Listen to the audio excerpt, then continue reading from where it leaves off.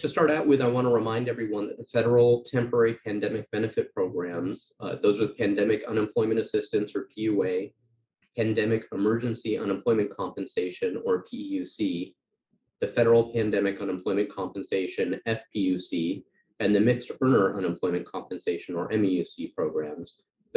Those programs all expire on Saturday, September 4th. That means that people should still claim the week ending September 4th, and they do that during the week of September 5th in order to receive the final payment of benefits under those programs. We know that there's a lot of anxiety with these temporary federal benefits expiring on September 4th and COVID-19 numbers increasing in Oregon and across the nation. We want to make sure people know what assistance is available now and when the federal temporary benefits end.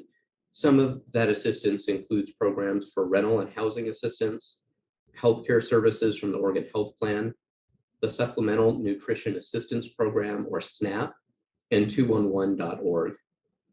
We also know that with the ending of these federal benefit programs, more people may be eligible for the STEP program.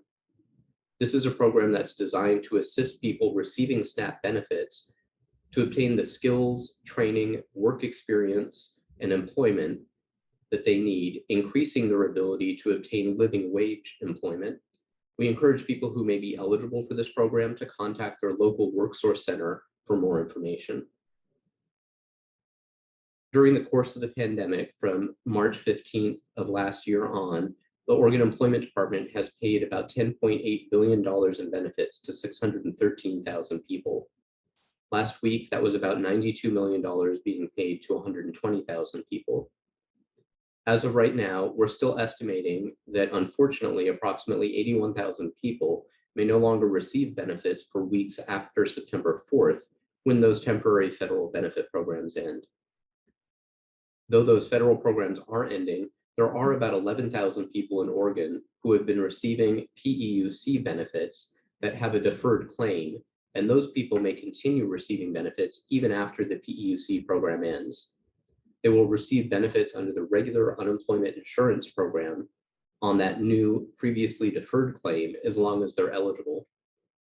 What a deferred claim means is that when people reach the 1-year mark on their claim, they had to file a new claim for benefits.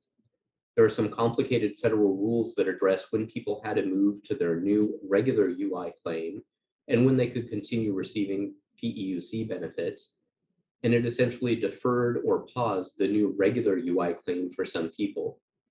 So starting September 5th, those with deferred claims will need to complete the waiting week and will then begin to receive benefits off of that deferred claim. People still need to file a weekly claim for the waiting week and complete the required work search activities. One thing for people to keep in mind is that their weekly benefit amount will change under the new deferred claim, and they also will no longer receive the extra $300 weekly FPUC payment, so should plan appropriately for that shift in payment amount.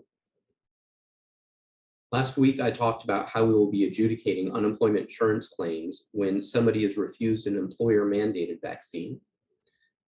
There are a few key points I'd like to reiterate about how the existing unemployment insurance laws apply to these situations. We're required to look at each person's situation on an individual basis, and there are a lot of variables at play here.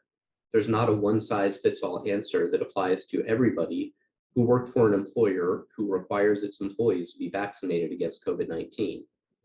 Because of that, we can't definitively say if people in these situations either can or cannot get unemployment benefits if they choose not to be vaccinated and are fired as a result. As with all situations when someone is discharged, the law says that we start by looking at what expectation or policy the employer had that the employee did not meet and that resulted in the discharge. Employers have broad discretion to set standards, and our role as the employment department is not to determine whether we think that policy is a wise one or not, but rather just look at whether that policy was reasonable. That's because someone cannot be disqualified from getting unemployment insurance benefits for violating an unreasonable policy. There are many situations, for example, where an employer could have a policy that is reasonable, such as requiring employees to greet customers using a particular phrase like "hello" and "welcome to our friendly store." Well, the exact opposite expectation would also be considered reasonable, like an employer that tells its workers not to greet people so that people have privacy and quiet as they enter the store. As I mentioned, this is a very fact-specific analysis, and we have to look at all of the facts for each situation. And there are some exceptions to this general outcome also.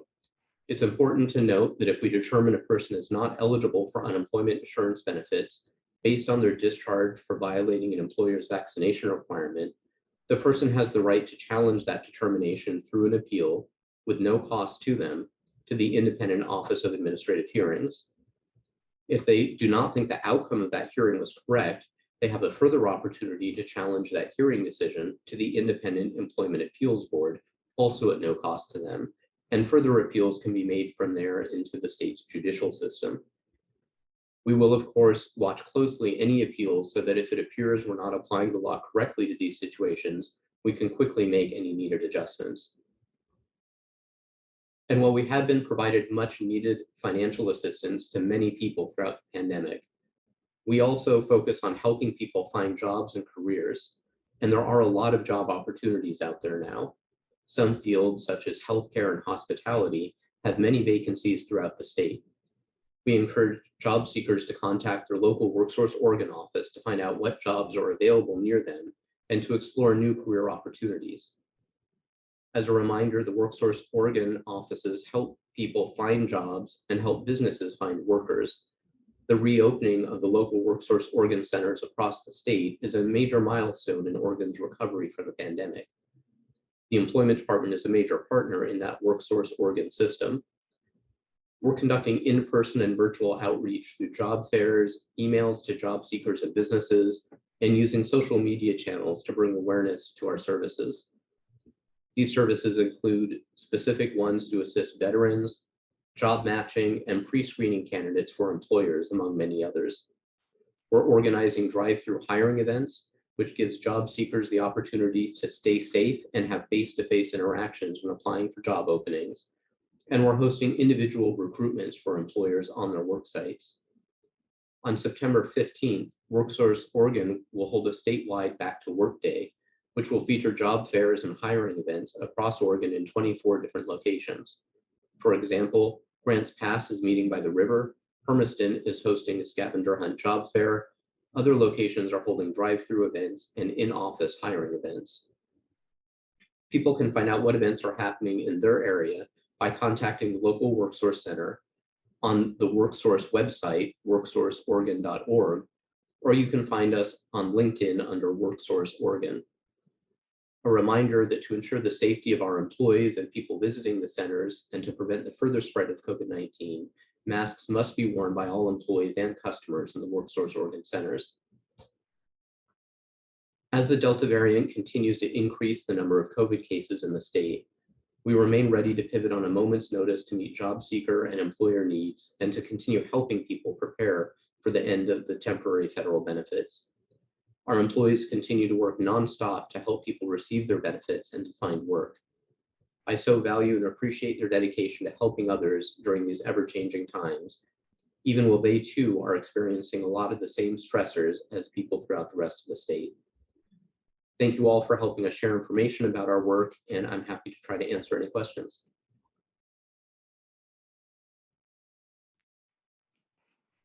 We are now opening the lines to members of the media to ask questions.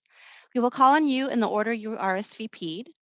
As a reminder, if you are joining us by phone, please be sure to hit *6 to unmute yourself. If you don't get your question answered, please email us at oed_communications@oregon.gov. Up first, we have Jim Ferretti with KXL.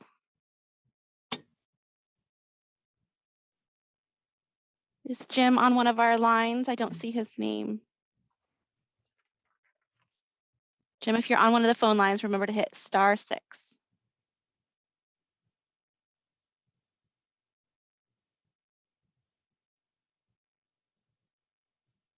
Okay, we're not hearing from Jim, so we'll move next to KVAL. Hi, David. This is Angelina with KVAL. I just wanted to ask, the extra $300 per week unemployment benefits is ending this week, as we mentioned. will that force more people to look for work? I know we touched on this. I just want to make sure I have this. It's a good question, Angelina. And the extra $300, the federal FPUC program, is ending this week. It really doesn't change the requirement that has been in place for a while now that people do actively look for work in order to receive benefits. We do think that for some people who were looking at maybe getting a minimum wage job, it may change how hard they're looking, and it certainly creates some more urgency for some people who have been depending on these benefits to put food on the table and pay rent. What we've seen when we've looked at other states where they ended some of these federal benefit programs early is there wasn't a real significant increase. I think Gail shared that the most recent study showed that only 1 in 8 of people that had been receiving those benefits had obtained employment. So we're still not seeing that those federal benefits alone were really a major driving factor or the biggest driving factor that's been preventing people from trying to get back to work. There's a lot of other factors like childcare, concerns about exposure to COVID-19 and other things. But for some people, it may make a difference. Thank you. And I just have one follow-up question here. If a person gets terminated or put on unpaid leave for refusing to be vaccinated, can they file for unemployment? They can. And I mentioned that we have to look at each case individually when someone is unemployed, whether they're discharged or put on unpaid leave, something like that. If people aren't certain whether they're eligible, we encourage them to apply for benefits. We have to look at each case individually, but we don't want people that might be able to receive benefits to kind of miss out on a chance because they're not certain that they'd be eligible. If they think that they might be, or they're just not certain, they can file the claim and we'll review that and let them know. Thank you. Thanks, Angelina. Up next is Dick Hughes with the Hewisms. Thank you very much. David, I went on the website today to check the stats and noticed that the average waiting time is 44 minutes for people calling in. So the general question is, what are the types of questions you're getting right now? And are you being besieged with calls? And also contact us and other requests. I'm just trying to, as these programs are winding down, I'm trying to get a sense of what your folks are hearing out there. Sure, we certainly are seeing an increase in inquiries, and that's through phone calls and the contact us forms. I'll point out that we really encourage people to use the contact us form if it's at all possible. It's something that lets us be more efficient with answering questions so we can help more people more quickly. And it also is more convenient for people that have the ability to do that so that they don't need to wait on hold for someone to answer the phone. In terms of the types of questions that we're getting, it's a lot of the same questions that we were getting before. There are some people that with the benefits ending, I think are looking back. We've had people that are kind of reviewing all the prior weeks and realizing that they may have missed claiming for a week of benefits or something like that. So they're seeing if anything can be done to address those situations. And I think a lot of people that are just anxious about what other resources might be available. We anticipate having that increased call volume and more people having questions about their situation for the next few weeks. And we're really focused on trying to get through all of that work as quickly as we can. Last week, if I remember the numbers correctly, you said about 81,000 people were predicted to be going off benefits. Is that number still the ballpark, or is it revised? We don't have a revised number. We have been watching that closely, but at this point, that still seems to be a good estimate of how many people we think will be impacted. That and the about 11,000 people whose federal program will end on PEUC, but who we will be able to move over to a regular unemployment insurance claim. Thank you. Thanks, Dick. And last questions come from Kate Davidson with OPB. Hi, thanks for doing this. I just wanted to go back in time a little bit and ask if there was any discussion of using federal money from the American Rescue Plan to continue unemployment benefits that would otherwise expire? I know Janet Yellen recently wrote about this possibility. Sure, there was some communication at the federal level, kind of reiterating what was said with the original guidance that was issued with the passage of the federal ARPA. And that was that those ARPA funds could be used if a state wished to extend some federal benefit programs. At this point, doing that would require either federal legislation or state legislation. And I'm not aware of those discussions that are going on at this point. I think most of those ARPA funds and the other federal funds that came to Oregon for various types of relief related to the pandemic have largely been kind of set aside for other types of relief. So we'd see that for rental assistance, some cash assistance in various programs, some paid leave programs. So at this point, I'm not aware of any proposed legislation that would allow us to use some of those federal funds to provide additional benefits. Okay. And then I know that employment effects from Delta might not be visible for a little while more if there are, but are you getting any sense, or is there any indication in claims numbers that the variant is affecting employment in Oregon? It's really hard to say. As you pointed out, it takes a little while for us to see the impact in the employment numbers. And we had been seeing a decline in the number of people filing new claims and the number of people seeking benefits each week. That in the very recent past, it looks like that is leveling off, but it's really hard to know if that is related to the Delta variant. As I mentioned, we're also seeing a lot of people who, hearing about the ending of these programs, are going back.